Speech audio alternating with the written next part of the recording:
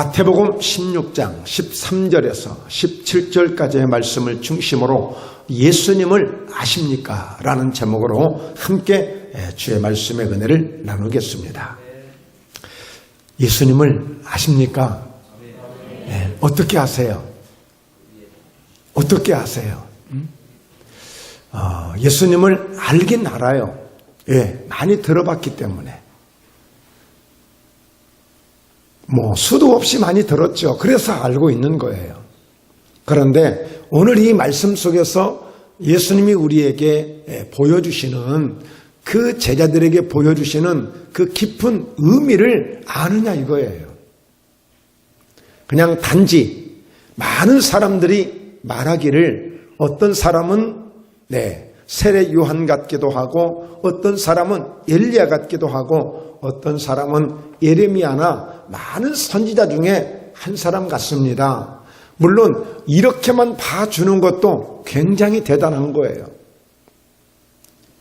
일반적으로 사람들이 볼 때 예수님을 그 정도로 보아주었다는 것만으로도 상당히 예수님을 긍정적으로 생각하고 있는 거예요.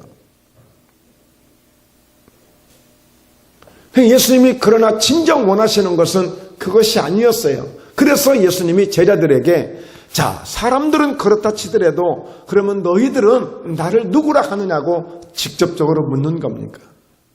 지금 약 한 2년 정도 지금 예수님이 사역하시고 이 가이사라 빌립보라고 하는 이 지방에 오시게 되어져서 제자들에게 그와 같은 질문을 하고 계십니다. 아니 2년 동안이나 같이 예수님이 그들과 함께 동고동락을 하셨는데 예수 모르는 사람 누가 있어요? 진짜 나 알긴 아냐? 여러분들 저 아시죠? 예, 저 아시죠? 예, 다 아셔요. 그것처럼 예수님이 물어보시는 것은 너무나도 단순하고 너무나도 어떤 의미를 가지고 이렇게 말씀하시는지 제자들이 사실은 몰랐어요. 특별히 여기 보는 이 가이사라고 하는 이 지역은 굉장히 아름다운 곳이에요. 좋은 곳이래요. 그러니까 한 번은 그 헤롯 그 빌립 2세라고 하는 왕이 그 지역을 딱 이렇게 왔는데 너무 좋은 거예요. 모든 환경을 봐도 여건을 봐도 너무 좋은 거예요. 그러니까 가이사라고 하는 즉 말하자면 로마 황제 티베리오 가이사가 있는데 그 로마 황제를 위한 이렇게 이 좋은 도시에서 그냥 지나칠 수 없다. 로마 황제를 기념하는 의미로 이 헤롯 이 빌립 2세는 자기 이름에 빌립을 따고 이렇게 해서 가이사라 빌립보라는 이름을 지어줄 정도로 그 지역이 굉장히 이렇게 좋은 곳이에요. 자, 그러면 그 지역에서 이렇게 예수님이 제자들에게 묻는 의미가 있어요. 이제 보면. 왜 그러냐면 그곳에는 큰 신전도 있고 그 가운데 많은 사람들이 나름대로 잘 사는 사람도 많고 또 그런 그 지역이기 때문에 예수님께서 도대체 사람들이 어떻게 생각하고 있는가를 물으시면서 이제 너희는 나를 누구라고 하느냐라고 했을 때 그 제자 중에 시몬은 히브리식 그 베드로의 이름이고 베드로는 헬라식 이름이에요. 그래서 이 시몬 베드로인데 이 베드로가 주는 그리스도시요 살아계신 하나님의 아들이십니다 라고 고백하는 거예요. 그러니까 일반적으로 사람들은 예수님이 많은 기적을 행하시고 표적을 행하시고 역사를 행하신 그 모습을 보면서는 진짜 꼭 세례 요한 같다. 막 저렇게 회개하라고 그러고 막 사람들에게 외칠 때 사람들이 막 자복하고 몰려들어가는 모습을 보니까 세례 요한 같다.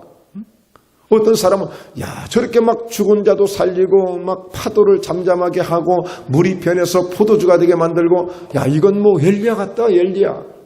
왜? 지금까지 사람들은 그동안에 경험했고 알고 있는 사람들이 다 그들이니까 그들을 이야기할 수밖에 없는 거죠. 더 뛰어난 사람이 있다면 또 다른 사람을 이야기할 수도 있겠죠.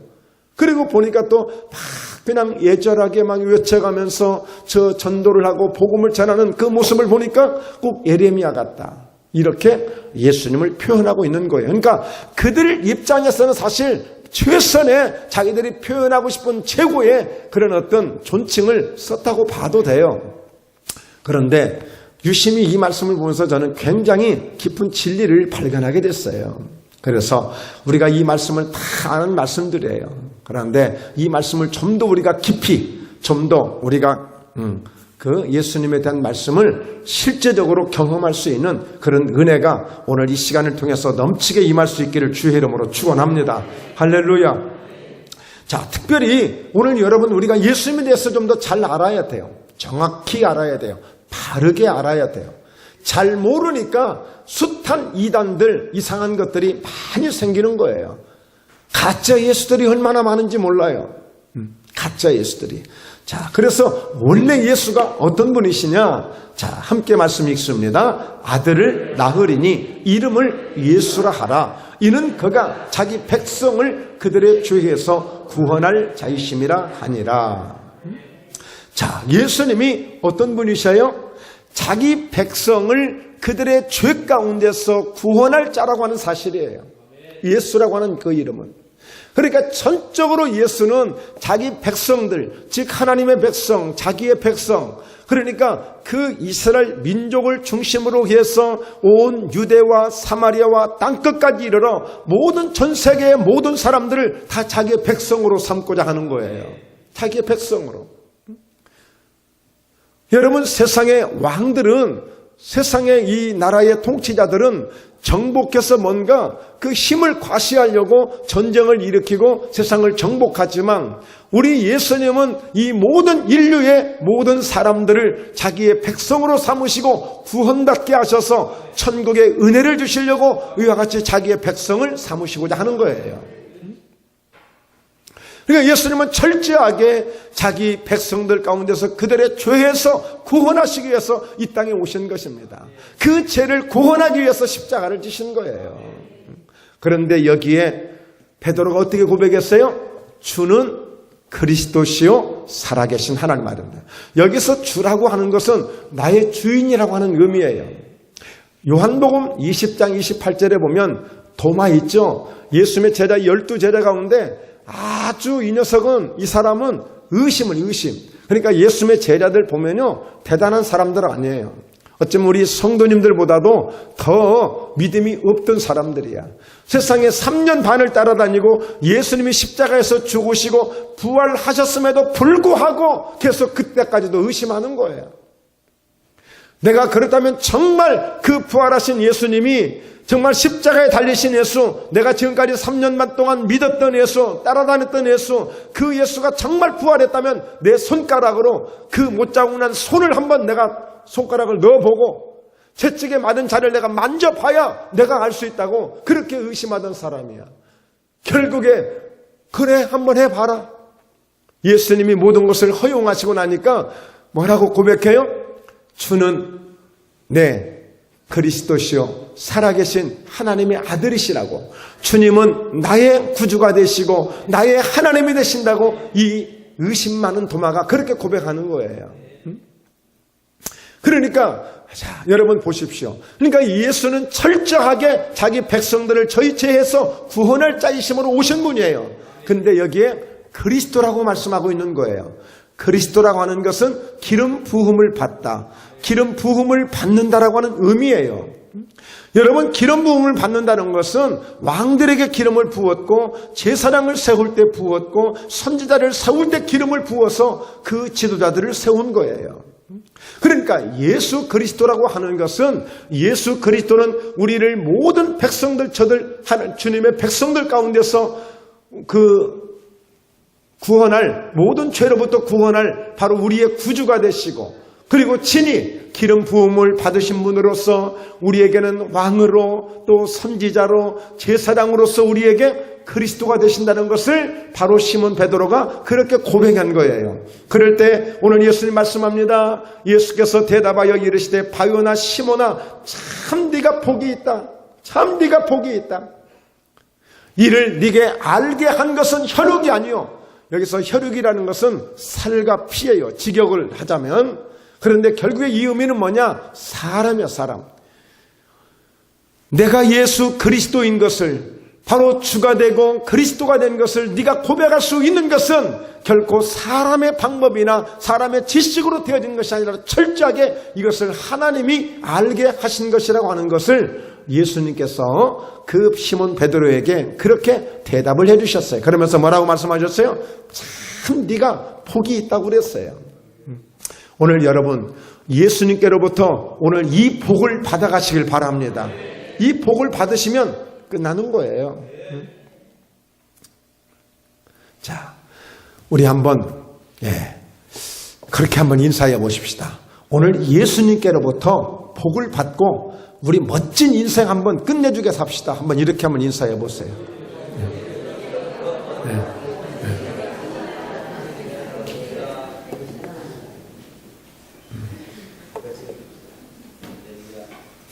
자, 그러면 우리가 예수님을 잘 알아야 돼요.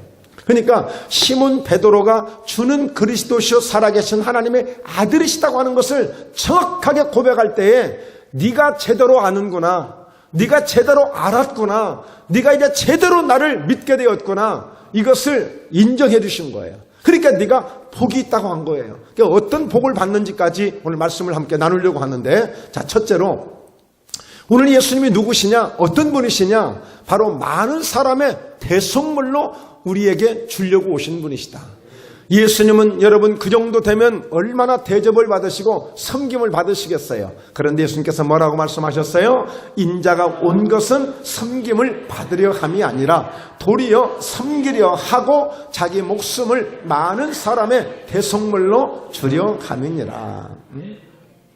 사람들은 대접을 받고 섬김을 받으면 너무 기분이 좋아해요. 너무너무 좋아해요. 섬김받고 대접받으면서 기분 나쁘다고 싫다고 할 사람은 아무도 없을 거예요.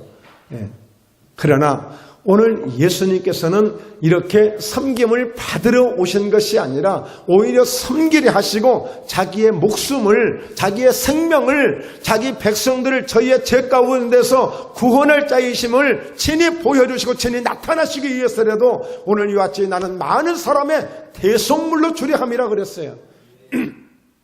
여기서 대속물이라고 하는 것은 원래 죄를 우리가 지었고 내가 죄를 지었으면 내가 그 십자가를 져야 되고 내가 죄의 대가를 내가 받아야 되는 거예요. 그런데 예수님은 내가 받을 죄의 대가를 예수님이 대신 대속물이 되셨다는 것은 우리가 속해야 되고 우리가 제물이 되어야 될 그 자리에 예수님이 대속물이 되셔서 바로 저와 여러분을 대신해서 십자가를 져 주신 것입니다. 여호와 이레 하나님은 아브라함을 통해서 자기 아들 이삭을 모리아 제단에 바치라고 했을 때에 하나님은 이미 수양을 예배하시고 다른 대속물을 준비해 놓으시고 그 아브라함의 믿음을 받으시고 대신 수양을 통해서 하나님이 받으신 것처럼 오늘 우리의 죄의 대가를 위해서 친히 예수님이 십자가에서 달리심으로 대속물이 되어 주신 것입니다. 대속물이 되어 주셨어요. 자, 그런데 여러분 보시면 그 사람들이 도대체 오늘 나를 누구라 하더냐라고 했을 때에 어떤 사람들은 세례 요한, 어떤 사람들은 엘리야 이렇게 표현을 했죠. 그러니까 결국에 보면 이 세례 요한이나 엘리야나 에레미야도 다 기름 부음을 받고 선지자가 된 사람들이에요. 물론 그들을 다 선지자라고 얘기해요. 그런데 이래 보면 이 세례 요한 역시도 보면 철저하게 바로 제사장적 선지자 사역을 감당한 사람이에요. 그러니까 이 세례 요한은 결국에 철저하게 그는 나중에 순교를 당하고 죽임을 당하는데 이 세례 요한을 통해서 이렇게 복음을 외치고 그 복음을 통하여서 많은 그 사람들이 예수님 앞에 나올 수 있도록 이렇게 한 것 아니겠어요? 결국에 우리 예수님께서도 이런 선지자적 사역을 가지고 복음을 전하신 분이셔요. 그러니까 오늘 인자가 온 것은 섬김을 받으려 함이라 오히려 자기의 목숨을 많은 사람의 대속물로 준다고 하셨는데, 즉 예수님께서는 그리스도, 바로 이런 선지자적 사명을 감당해 주신 분이에요. 친히 제사장이 되어 주신 거죠. 자, 그래서 한번 말씀을 볼까요? 자, 그리스도께서는 장래 좋은 일의 대제사장으로 오사 손으로 짓지 아니한 것 곧 이 창조에 속하지 아니한 더 크고 온전한 장막으로 말미암아. 그러니까 세례 요한은 오직 예수 그리스도, 그는 흥하여야 하겠고 나는 쇠하여야 하리니, 그러니까 철저하게 우리가 볼 때는 복음만 전하는, 이 전도만 하는 그런 세례 요한 같지만 사실은 제사장적 사역을 감당하는 그런 선지자였어요. 여러분, 이 제사장은 무엇을 가지고 있어요? 바로 백성들을 축복할 권세를 가지고 있습니다. 이 제사장은 모든 백성을 대신해서 제사를, 예배를 드려주는 그런 중재자 역할을 하는 거예요. 그러니까 이 제사장적, 이 선지자 사역이 아주 이렇게 중요한 것입니다. 바로 예수님은 바로 장래에 좋은 일에 대제사장으로 오사 손으로 짓지 않은 것고 이 창조에 속하지 아니한 더 크고 온전한 장막으로 말미암아 저와 여러분들을 친히 예수님이 대제사장이 되셔서 친히 우리의 제사를, 예배를 드려주심으로 우리를 바로 저 사람의 손으로 짓지 아니한 영혼의 장막에 들어갈 수 있는 이런 은혜를 주시려고 이 땅에 오신 분이 예수 그리스도이십니다. 자, 그래서 12절 읽어보면 염소와 송아지의 피로 하지 아니하고 오직 자기의 피로 영원한 속죄를 이루사 단번에 성소에 들어가셨느니라. 보통 여러분, 이 땅에 있는 모든 제사장들은 결국에 제물을 가져다가 그 제물에게 안수를 하고 우리의 죄를 전가시켜서 그 제사를 드려주는 사람들이거든요. 제사장이. 그러나 예수님은 대제사장이 친히 되시면서 그 제물을 자기의 몸을 직접 드려서 친히 대제사장의 사역을 감당하고 가신 분이에요. 누구에게도 미루지 않았어요. 모든 것을 예수님 스스로가 감당하신 분이에요. 자, 따라서 합니다. 예수님 멋진 분, 예수님 귀한 분. 누가 이렇게 할 수 있어요? 여러분, 사람들은 뭔가 좀 잘못하고 무슨 문제가 있으면 전부 갖다 떠넘깁니다. 절대 내 탓이라고 하는 사람이 별로 없어요. 다 내가 사람을 잘못 만났고, 내가 너 때문이고, 내가 누구 탓이고 다 이렇게 이야기하지, 결국에 내가 부족하고 내가 죽어야 되고 내가 십자가에 달려야 되고 내가 모든 것을 다 짊어져야 된다고 생각하지 않아요. 자, 우리 말씀 한 구절 더 보면 에베소서 5장 2절인데요. 자, 그리스도께서 너희를 사랑하신 것 같이 너희도 사랑 가운데서 행하라. 왜? 그는 우리를 위하여 자신을 버리사 향기로운 제물과 희생 제물로 하나님께 드리셨느니라. 예수님의 십자가에서 죽으신 것은 정말 우리가 볼 때 최상의 고난과 고통 속에서 돌아가신 분이시지만, 그러나 그 죽음만큼은, 예수님의 십자가의 죽음만큼은 향기로운 죽음이 되셨고 이와 같이 희생 제물로 하나님께 드려진 정말 최고의 값지고 고귀한 그런 죽음을 십자가를 통해서 감당하신 거예요. 이 예수님에 대해서 아시냐는 거예요. 이 예수님의 사랑을 아실 수 있기를 바랍니다. 예수님의 이 놀라운 희생을 아실 수 있기를 바랍니다. 정말 저와 여러분이 언젠가 누구를 위해서, 무엇을 위해서 한번 희생을 한다면 이 예수님의 희생을 생각할 수 있는 것입니다. 그러므로 예수께서 우리를 사랑하신 것 같이 너희도 사랑 가운데서 행하라고 그랬어요. 교회 안에, 그리스도 안에, 우리의 삶 안에 이 그리스도의 사랑이 있으면 다 해결되는 것입니다. 십자가를 통하여 우리의 모든 문제를 해결해 주신 것처럼 다 해결될 수 있는 거예요. 이것이 예수님께서 그리스도, 바로 제사장으로서의 이 사역을 감당하신 놀라운 사건이에요. 자, 그리고 두 번째입니다. 두 번째, 우리가 예수님을 어떻게 알아야 되겠는가? 예수님은 친히 모퉁이돌이 되셨다는 사실이에요. 자, 성경 한번 볼까요? 자, 에베소서 2장 20절 너희는 사도들과 선지자들의 터 위에 세우심을 입은 자라. 그리스도 예수께서 친히 모퉁이돌이 되셨느니라. 여러분, 선지자들은 교회가 세워지는데 터가 되어지고 예수님은 친히 모퉁이들이 되셨어요. 그리고 그 가운데 지어지는 건물들이 된 거야. 그래서 고린도전서 3장 16절에도 보면 너희가 하나님의 성전인 것과 하나님의 성령이 너희 안에 계신 것을 알지 못하냐고 그랬어요. 오늘 여러분, 철저하게 바로 사도들, 선지자들은 우리 교회가 세워지는데 터가 되어졌고 예수님은 친히 모퉁이돌이 되신 거예요. 이 얘기는 뭐겠어요? 예수님의 모든 것을 다 짊어지신 겁니다. 모퉁이돌을 중심으로 기둥이 세워지고 모퉁이돌을 중심으로 건물들이 세워지기 시작합니다. 모퉁이돌이 없이는 아무리 멋진 계획을 가지고 있어도 쓰러질 수밖에 없고 부서질 수밖에 없고 파괴될 수밖에 없는 거예요. 모퉁이돌이 없이는 어떤 것도 세울 수가 없는 것입니다. 바로 예수님은 우리 인생의 나의 삶의 모퉁이돌이 되셔서 든든하게 항상 우리의 버팀목이 되셔서 그 모퉁이들 대신 주님으로 집을 지키도 하고 모퉁이들 되시는 주님으로 말미암아 우리의 모든 문제를 그분과 함께 우리가 감당할 수도 있는 거예요. 모퉁이돌이 되신 분이에요. 그래서 교회에 어떤 그 일들이 있을지라도 우리 예수님을 모퉁이돌로 삼으시면 이미 모퉁이돌이 되어주신 예수님으로 우리가 의지하고 나가면 여러분, 세워지지 못할 것이 없습니다. 다 세워지게 되어 있는 것입니다. 무엇이든 세울 수가 있는 것입니다. 여러분, 그래서 오늘 이 선지자의 사역이 뭐냐? 특별히 여러분, 우리가 예레미야를 생각해 볼 수가 있는데, 자, 어떤 사람은 세례 요한 같다고 그랬잖아요. 이게 보니까 이 세례 요한은 철저하게 제사장적 사역을 감당해, 선지자이면서도. 자, 예레미야는 철저하게 어떤 사역을 했어요? 그는 모든 짐을 자기가 다 짊어지는 거예요. 40년 동안 이 선지자 사역을 하면서 나라에 처해는 환경을 볼 때마다 이 예레미야가 너무 안타까운 거야. 눈에 보여, 선하게 보여. 하나님의 말씀을 주시니 그 말씀이 믿어지니까 다 보여지는 거야.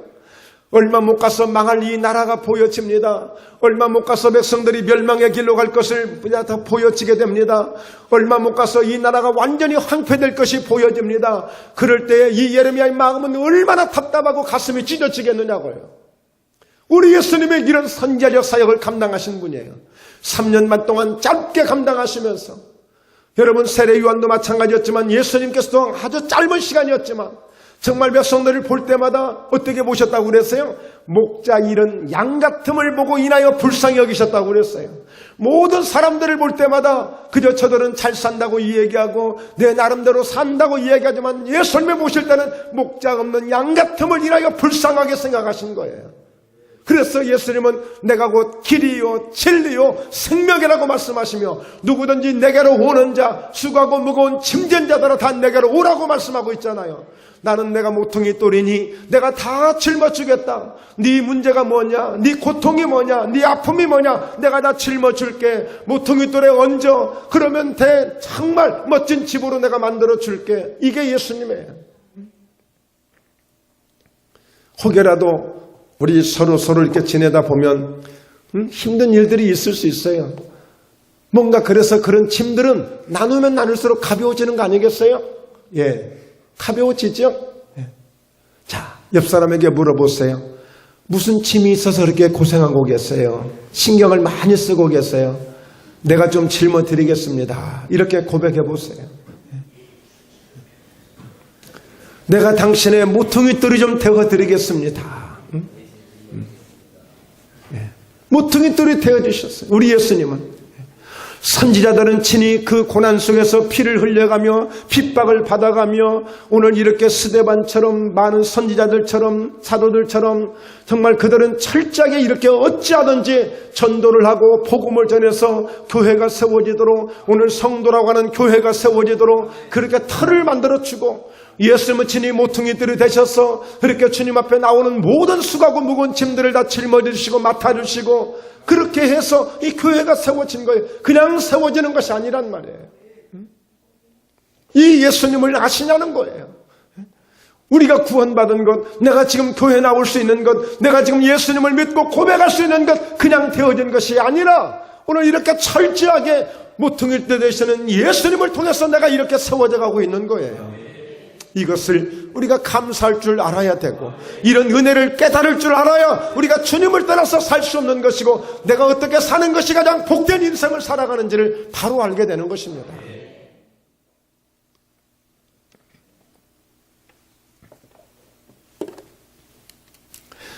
마태복음 8장 17절입니다. 이는 선지자 이사야를 통하여 하신 말씀에 우리의 연약한 것을 친히 담당하시고 병을 짊어지셨도다 함을 이루려 하심이더라.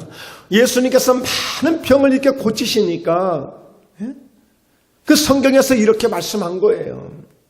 예수님이 저렇게 많은 사람들의 병을 고치고 계시는 것은, 많은 사람들의 질병을 치료하시는 것은 이미 이사야 선지자를 통해서 메시아가 오시면, 그리스도가 오시면 바로 이런 일들을 하실 것이라고 하는 것을 이미 예언했잖아요. 그런데 그때 성경에 예언하기를 바로 채찍에 맞음으로 너희가 나음을 입었다고 그랬어요.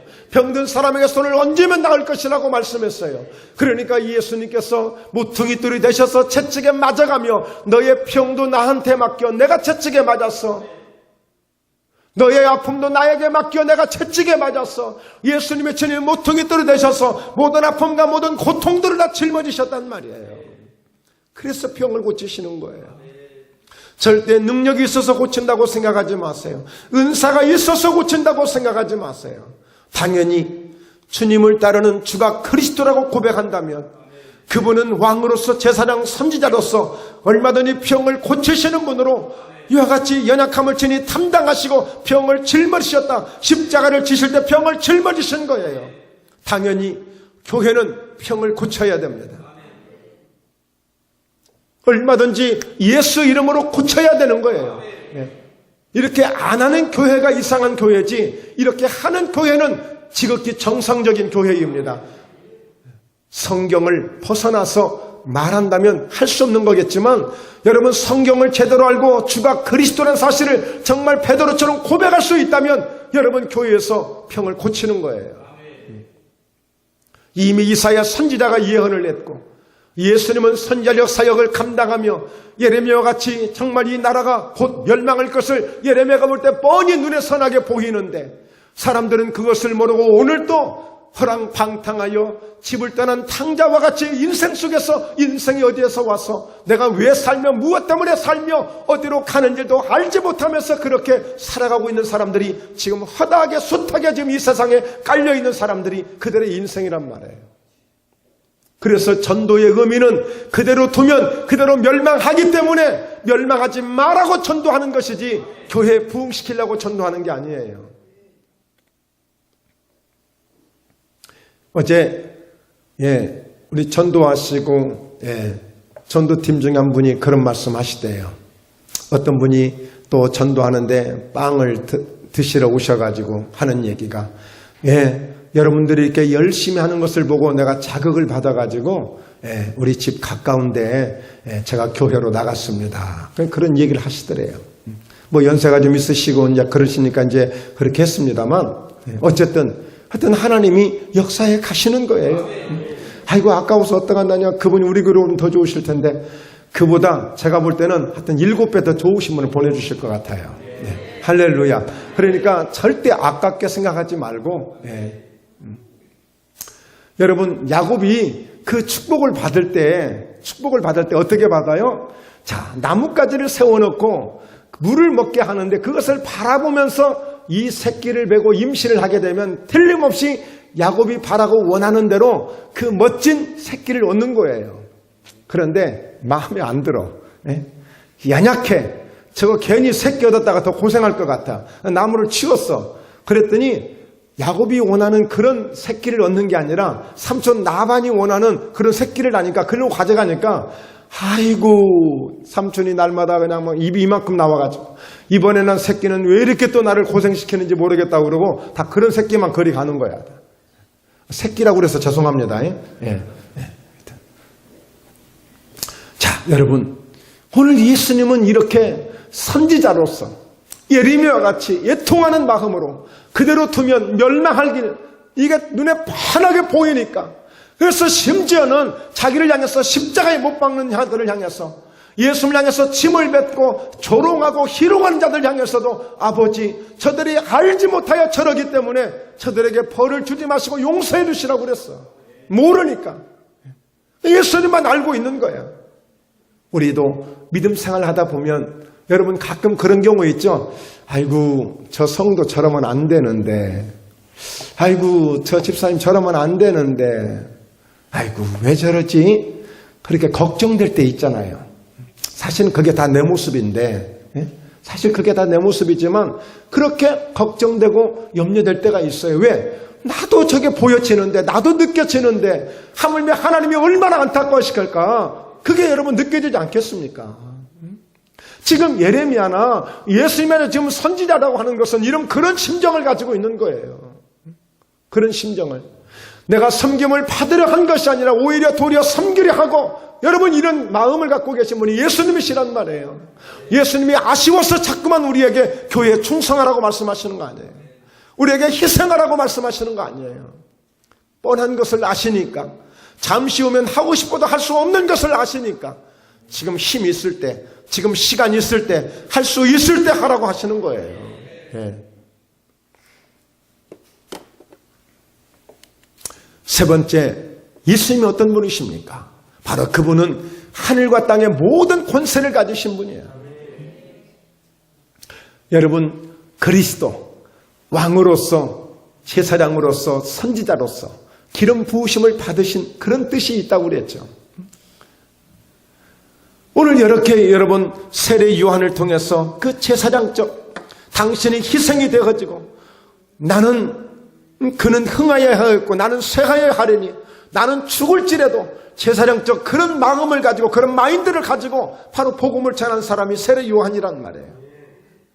그렇다면 오늘 이 하늘과 땅의 모든 권세를 가지신 분, 여기에서 어떤 사람들은 엘리야 같다고 그랬어요. 엘리야 같다고. 엘리야는 어떤 사람이에요? 그분은요, 아하방 시대에 바로 그 선지자 사역을 감당했던 사람인데, 그 아하방을 압도할 정도로 강력한 왕의 권세를 얻었어. 그래서 그는 막 하늘에서 불을 내리기도 하고 3년만 동안 비가 오지 않던 그 하늘을 향해서 기도함으로 비가 내리게 하는 이런 강력한 역사가 엘리야를 통해서 이루어진 거예요. 여러분, 왕의 특징이 뭡니까? 말하는 것이 법이에요. 왕의 입으로 나오는 것이 권세예요. 왕의 권세 앞에 누구도 감히 대들 사람 없는 거예요. 오늘 엘리야가 이런 강력한 왕권의 영적 능력을 보여준 거예요. 그러니까 왕도 꼼짝을 못했잖아요. 바로 여러분, 예수님은 이런 왕권을 갖고 오신 분이에요. 이런 왕권을, 하늘과 땅의 모든 권세를 가지셨는데, 하늘 그리고 모든 땅의 모든 권세를 다 갖게 되셨는데, 여러분, 이보다 더 두려운 분이 어디 있습니까? 이보다 더 대단한 분이 어디 있습니까? 이 목포 시정을 다룰 수 있는 시장만 되어져도 그 권세가 대단한데, 목포에서는 최고 대빵 아닙니까? 목포에서는. 근데 하늘과 땅의 모든 권세를, 천하를 다 관리하고 마음대로 주장할 수 있는 그런 권능을 다 갖고 계셨는데, 뭐가 걱정이에요? 이보다 더 큰, 그래서 우리 예수님을 다 따라서 합니다. 만왕의 왕, 만주의 주, 이렇게 표현하는 것입니다. 모든 왕들이 각 나라마다 많이 있지만 그 왕 중에 왕이 우리 예수 그리스도예요. 만왕의 왕이 되시는 분이에요. 자, 성경 한번 읽습니다. 예수께서 나와 말씀하여 이르시되 하늘과 땅의 모든 권세를 내게 주셨으니, 누가요? 하나님이 모든 권세를 예수님에게 유임하신 거예요. 제가 교회 그 봉고차를 구입하고 나서 그 차키를 몇 개를 제가 더 깎았어요. 더 이제 복사를 했단 말이에요. 그래가지고 저만 이렇게 쓸 수 있잖아요. 키를 내가 가지고 있으면 나만 쓸 수 있잖아요. 그런데 그 키를 몇 사람들한테 줬어요. 주니까 어떻게 돼요? 키를 받은 분은 언제든지 쓰고 싶을 때 쓰는 거예요. 그러니까 이 하늘과 땅의 모든 권세를 지금까지 아버지가 갖고 계셨는데, 그 모든 권세를 누구에게? 예수님에게 다 맡겨주신 거예요. 그러니까 예수님은 이 자연도 바람도 풍랑도 그에게 순종하더라. 제자들이 깜짝 놀라지 않습니까? 예수님은 뭐든지 다 하실 수 있는 분이 되신 거예요. 자, 그러므로 너희는 가서 모든 민족을 제자로 삼아 아버지와 아들과 성령의 이름으로 세례를 주고, 자, 세례를 베풀고, 자, 또 그리고 20절에 내가 너희에게 분부한 모든 것을 가르쳐 지키게 하라. 볼지어다 내가 세상 끝날까지 너희와 항상 함께 있으리라 하시니라. 네. 자, 여러분, 그러므로 이제 이와 같이 이 베드로가 고백했던 주는 그리스도라고 하는 이 사실 앞에 바로 예수님은 이런 왕권의 권세를 가지시고 왕의 권세를 가지시고 바로 친히 이 사역을 감당하시며 그분은 권세 있게, 그래서 예수님은 병을 고치실 때도 뭐 막 고쳐주세요 아니 그냥 명령하시고 말씀하시면 되는 거야. 그냥 그래, 나음을 입었으니 그냥 평안히 가라. 네 상을 들고 그냥 가라. 네 믿음대로 그냥 될지어다. 그냥 예수님은 그냥 말씀하신 대로 되는 거예요. 여러분, 이게 왕적인 권세라고 하는 거예요. 왕적인 권세. 바로 이와 같이 예수님은 이런 왕으로서의 이 사역을 바로 감당해 주신 바로 그리스도가 되시는 분이에요. 그러니까 여러분, 예수님이면 안 될 게 없는 거예요. 예수님을 통해서 모든 우리 인생에 처해 있는 문제를 얼마든지 해결받을 수가 있는 거예요. 예수 믿는 것이 복입니다. 예수 믿는 것이 은혜입니다. 예수 믿는 것이 능력입니다. 예수 믿는 것이 축복입니다. 여러분, 그렇게 믿으셔야 돼요. 그래서 결론을 봅니다. 여러분, 항상 모든 것은 결론이 중요하죠. 네, 오늘 결론을 잘 받으시고 가실 수 있기를 바랍니다. 자, 예수 그리스도를 잘 아는 것은 결국에 뭐냐? 복을 받는 거예요. 자, 말씀 17절에 보니까 바요나 시몬아 참 네가 복이 있도다. 이를 너에게 알게 한 이는 혈육이 아니요 하늘에 계신 내 아버지시다 그랬어요. 그러니까 베드로가 고백하는 그 신앙 고백을 결국에 예수님께서는 어떻게 칭찬을 하셨어요? 잘 네가 알고 있다는 거예요. 네가 제대로 알고 있다는 거예요. 그러니까 오늘 저와 여러분도 그냥 교회 다니는 교회의 일원의 한 사람으로 여러분 되시면 안 돼요. 내가 예수님을 잘 아는 믿음의 사람 가운데 한 사람이 되셔야지, 내가 그냥 목포예담교회를 다닌다고 하는 교인 중에 한 사람 되시면 안 된다니까요. 누구보다도 나는 예수님에 대해서만큼 내가 확실히 알고 있는, 내가 엄마 아빠를 아는 것보다 내가 예수님을 더 잘 알 수 있는 이런 믿음을 가지셔야 돼. 그래야지 이렇게 저렇게 안 해. 여러분, 실컷 믿음 생활 하다가도 예수님을 떠난 사람들이 있어. 안타까운 일이에요. 참 불쌍한 일이에요.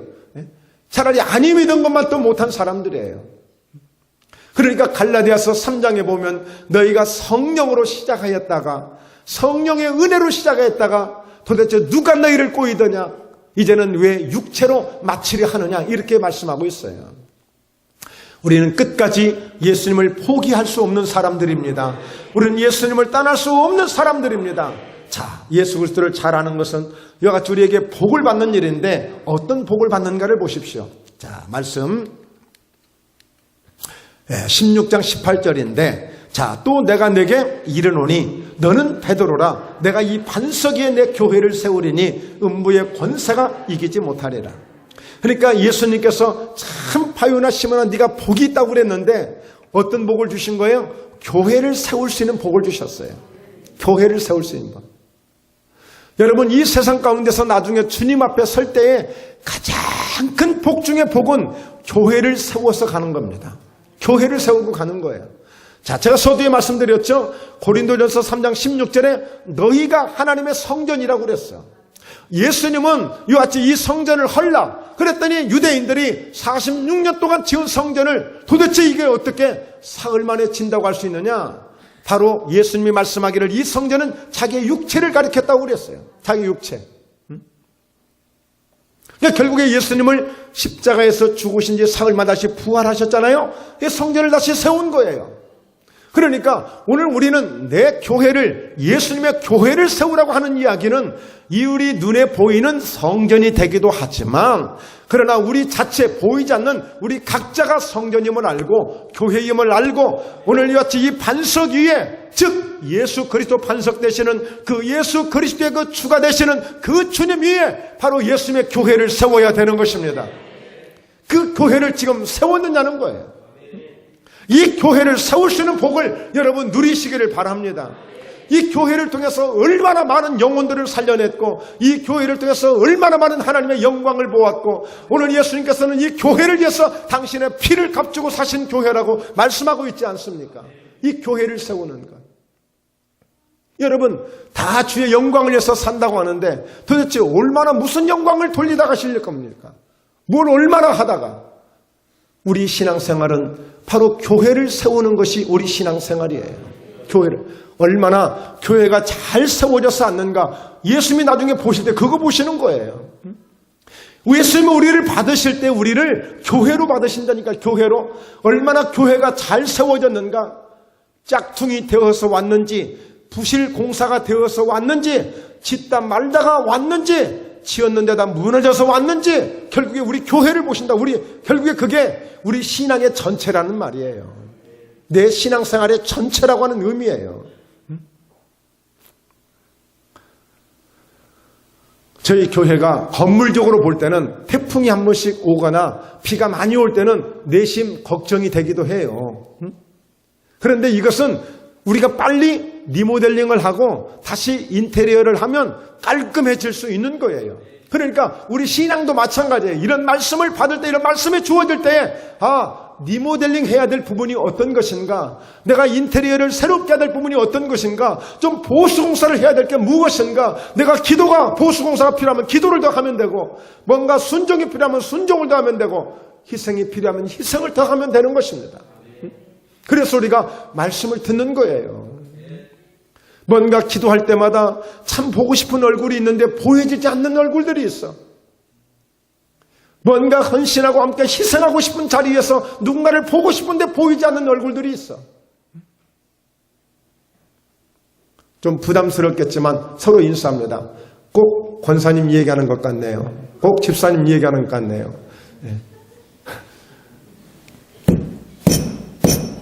기둥을 치면 벽이 울리는 거 아니에요? 성경은 깨닫는 것이 은혜라고 말씀했습니다. 네. 그래서 여러분, 누구를 위해서 봉사한다고 생각하지 마세요. 정말 내가 마음을 함께 하는 것만으로도 그게 헌신이 되고 봉사가 될 수 있는 거예요. 얼마나 감사해요. 여러분, 내 교회를 세우는데 음부의 권세가 이기지 못할 거다. 이걸 성경적으로 풀어보면 죽음의 권세입니다. 죽음의 권세, 음부의 권세가. 그러니까 결국에 내 교회를 세우려니 죽음의 권세를 이겨버릴 것이다 이거예요. 지옥의 문을 부서뜨려버릴 거라 이거예요. 그러니까 내 교회를 세움으로 그 교회를 통해서 이 세상을 변화시킬 수도 있는 것이고, 이 세상의 모든 것을 주도해서 나갈 수가 있는 거예요. 그리고 두 번째 받는 복이에요. 자, 같이 함께 읽습니다. 내가 천국 열쇠를 내게 주리니 네가 땅에서 무엇이든지 매면 하늘에서도 매일 것이요 네가 땅에서 무엇이든지 풀면 하늘에서도 풀리리라. 이 천국 열쇠, 여러분, 천국 열쇠 얼마나 좋은 거예요. 그러니까 하나님께서 예수님에게 하늘과 땅의 모든 권세를 주시고 그 열쇠를 건너준 거예요. 네가 마음대로 이제 이 모든 세상을, 우주 공간을, 이 삼라만상들을, 바로 천하의 모든 것을 예수님께 모든 권세를 다 임해 준 거예요. 여러분의 가정의 열쇠를 아무나 맡길 수 있습니까? 저희 교회 이렇게 키들이 있습니다만 다 비밀번호를 이렇게 하고 있는데 이 번호를 아무나 가르쳐 줍니까? 아무리 1, 2, 3 다 쉬운 번호지만 아무한테 안 가르쳐 줘요. 가르쳐 줬다는 얘기는 당신이 마음대로 들어가서 마음대로 하시오 라고 하는 것을 다 맡겨버리는 거야. 여러분, 예수님께서 베드로에게 천국 열쇠를 주셨다는 것은 내가 지금까지 하늘과 땅의 모든 권세를 가지고 내가 아버지께로부터 내가 모든 것을 내가 임의로 했는데 너도 그렇게 해. 할렐루야. 너도 그렇게 하라는 거야. 너도. 천국 열쇠를 내가 너한테 줄 테니까 내가 아버지께로부터 받고 누리고 한 것을 너도 그렇게 누리라는 거예요. 이보다 더 놀라운 역사가 어디 있습니까? 오늘 여러분 전부 이미 천국 열쇠 하나를 받아가시길 바랍니다. 그리고 이걸 사용하십시오. 당당하게. 무슨 권세를 가지고? 선지자적 사명을 가지고, 제사장적 기름 부심의 은혜를 가지고, 왕적인 그런 권세와 능력을 가지고 당당하게 그 길을 사용하십시오. 예수 이름으로 원수마귀가 떠나갈지어다. 예수 이름으로 질병은 나을지어다. 예수 이름으로 가난은 떠나갈지어다. 예수 이름으로 내 마음의 고통은 사라질지어다. 예수 이름으로 내 인생의 모든 무거운 짐은 다 벗어져 나갈지어다. 당당하게 사용하십시오. 천국 열쇠를 이렇게 쓰시면 되는 거예요. 마음껏 장롱에 넣어놓고 한 번도 시동도 걸지 못하는 그런 기 만들지 말고 날마다 예수 이름으로 사용하셔서 하나님의 능력 가운데 나아갈 수 있기를 주의 이름으로 축원합니다. 여러분, 하나님은 아브라함을 아주 축복하시려고 작정하셨잖아요. 그래서 샘플로 만들어버렸잖아요. 그래서 이렇게 주신 말씀이에요. 너를 축복하는 자에게 내가 복을 내리고 너를 저주하는 자에게 내가 저주하리니 땅의 모든 족속이 너로 말미암아 복을 얻을 것이라 하신지라. 할렐루야. 오늘 예수 이름으로 목포괴담교회가 이 목포의 모든 축복을 풀어가는 교회가 되길 주의 이름으로 축원합니다. 바로 그 가운데 여러분들이 그런 축복의 주인공들이 될 수 있기를 주의 이름으로 축원합니다. 그래서 우리가 모든 문제를 위해서 기도하거나 병을 치료하거나 여러 가지 그런 다급한 일들이 있을 때에도 바로 이런 권세를 주신 천국 열쇠를 우리가 사용하는 거예요. 그러니까 여러분, 베드로를 보십시오. 제자 가운데 역사 이래 그 고기 잡던 어부 숭어 몇 마리 잡고 광어 몇 마리 잡아서 돈 얼마 벌어서 장모님 대접해드리고 그저 그냥 겨우겨우 생활 유지했던 그 어부가 세상에 이와 같이 모든 천하 만국의 최고의 인기 있는 사람이 되어진 거 아닙니까? 가장 멋있게 쓰임받는 사람이 아니었습니까? 제가 유럽에 다른 데는 가봤지만 로마는 못 가봤어요. 이번에 문재인 대통령께서 교황을 만나러 가신다는데 그곳에 가면 큰 베드로 동상이 있어가지고 사람들이 얼마나 갔다가 거기다가 입술을 맞추고 입을 맞추고 했는지 반질반질하대요. 하여튼 파리가 그곳에 놀러 갔다가 여러 마리가 죽었대요. 미끄러져서. 여러분, 그 정도로 하나님이 그렇게 역사해 주신 것입니다. 이보다 더 놀라운 축복이 어디 있습니까? 마태복음 그 말씀에 보면은 변화산에서 마태복음 17장에 보면 변화산에서 예수님께서 그 베드로, 요한, 야고보와 함께 그곳에 갔는데 여러분, 그 가장 멋진 것 주님의 영광을 보지 않았습니까? 늘 예수님이 함께했던 사람 베드로, 멋지게 쓰임받은 베드로예요. 오늘 신앙 고백 한 번 잘했다가 예수님을 제대로 안 것 그 하나 때문에 예수님이 이렇게 모든 것을 다 주신 거예요. 그 저와 여러분도 여러분 예수님을 잘 알게 되므로 이렇게 베드로가 누렸던 이런 엄청난 축복을 함께 받으셔서 우리 멋진 인생 풀어가시고 멋진 인생 누리시면서 날마다 주님께 귀하게 쓰임받는 참으로 복된 귀한 성도들 되시길 주의 이름으로 축원합니다. 할렐루야.